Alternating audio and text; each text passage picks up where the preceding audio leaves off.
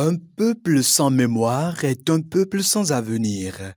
25 ans déjà que Monseigneur Isidore de Souza est passé de vie à trépas.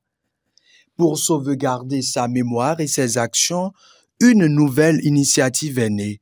Le prix Isidore de Souza, une compétition de plaidoyer organisée par la Fondation Afrique Espérance et les éditions Isidore de Souza. Le siège de l'école d'initiation théologique et pastorale a servi de cadre pour la finale de la première édition de cette initiative qui démarre par une célébration eucharistique. Nous nous souvenons de l'abbé Isidore de Souza qui, il y a 43 ans, devenait évêque dans l'inoubliable ville de Ouidah. Nous avons vu cet épiscopat se déployer sous nos yeux, dans la cité comme en église, comme un Christ aussi, dans l'humilité, dans la quête de la vérité, dans la défense du droit des plus pauvres et des petits, dans le sacrifice, dans l'abnégation et quelquefois au risque même de sa vie.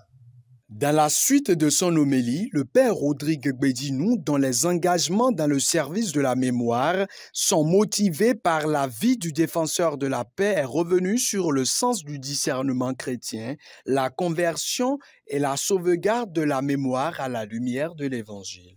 La mémoire de celui que le pape Benoît XVI évoquait à la cathédrale de Cotonou comme un ami de la vérité sera connue par les jeunes générations grâce à la pérennité de ce prix. 25 ans après sa mort, Monseigneur Isidore de Souza reste encore présent en nos cœurs. Sa voix résonne toujours. Ses actions continuent de rayonner. Sa force d'engagement, son esprit social, son amour pour la jeunesse nous inspire encore un peu plus à poursuivre le chemin de la préservation de la mémoire.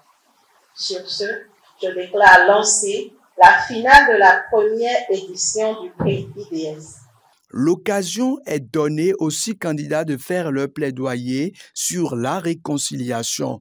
Un mot cher au prélat de regretter mémoire. À l'issue de cette concertation de jury, dont fait partie également le public, le lauréat du premier prix s'en sort avec un total de 78,50 points sur 100. Je vous remercie pour la chaleur. Je remercie tous les organisateurs pour ce creuset. C'est constructif et ça marque à vie. C'est éducatif.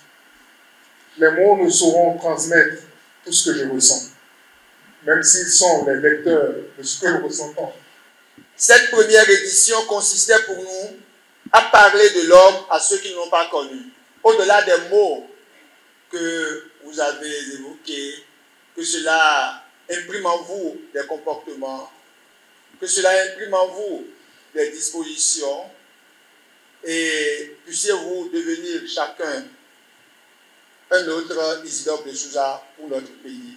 Rappelons que plusieurs phases ont précédé la finale avec une participation au départ de 56 inscrits.